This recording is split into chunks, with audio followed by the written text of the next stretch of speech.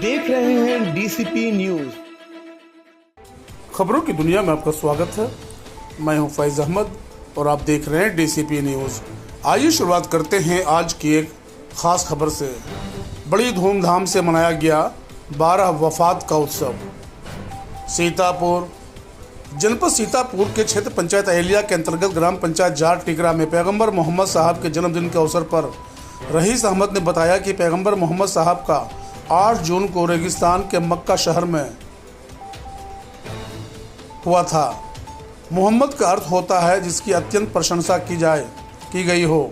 Islamic calendar तीसरे महीने रबीउल अव्वल के 12वें दिन मनाए जाने वाले ईद मिलादुन नबी को 12 वफात भी कहा जाता है, क्योंकि ऐसा माना जाता है कि इस दिन पैगंबर मोहम्मद साहब का जन्म हुआ था और 12 दिन बीमार रहने के पश्चात इन्हीं दिनों में इंतकाल भी हुआ था। कहा जाता है कि इस दिन पैगंबर मोहम्मद साहब के दिए गए उपदेश को याद करते हैं। मुसलमान इस दिन मोहम्मद साहब की यौम पैदाइश का दिन मानकर इसे जश्न के रूप में मनाते हैं। इस्लाम के संस्थापक पैगंबर मोहम्मद साहब के जन्मदिन को 12 वफात कहा जाता है।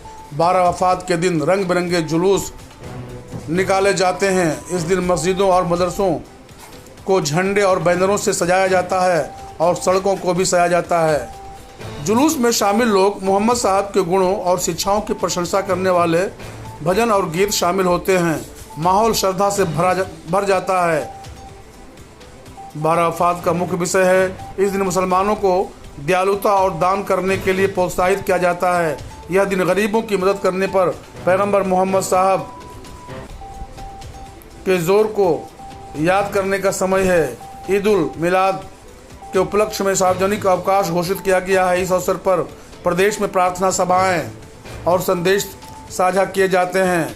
यह त्यौहार 12वीं रबीउल अव्वल मनाया जाता है। मिलादुन नबी का सबसे बड़ा जश्न मनाया जाता है।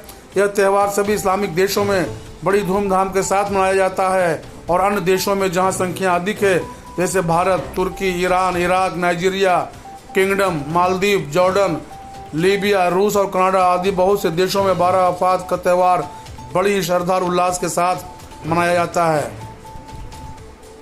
12 का अर्थ होता है जन्म और वफात का अर्थ होता है मृत्यु। पैगंबर मोहम्मद साहब के जीवन से समाज के लोगों में प्रेरणा लेकर अच्छे अच्छे कर्म करने चाहिए और मरने के बाद भी अमर हो जाए। महापुरुषों के जीवन में बहुत बड़ी बड़ी कठिनाइयाँ आई, पर कभी भी अपने मार्ग से विचलित नहीं हुए हैं और सदैव एक जैसे रहे। उनके अच्छे कामों के कारण ही आज समाज में उनकी पूजा होती है और याद किया जाता है। गोकर्ण प्रसाद की विशेष रिपोर्ट, डीसीपी न्यूज़, सीतापुर।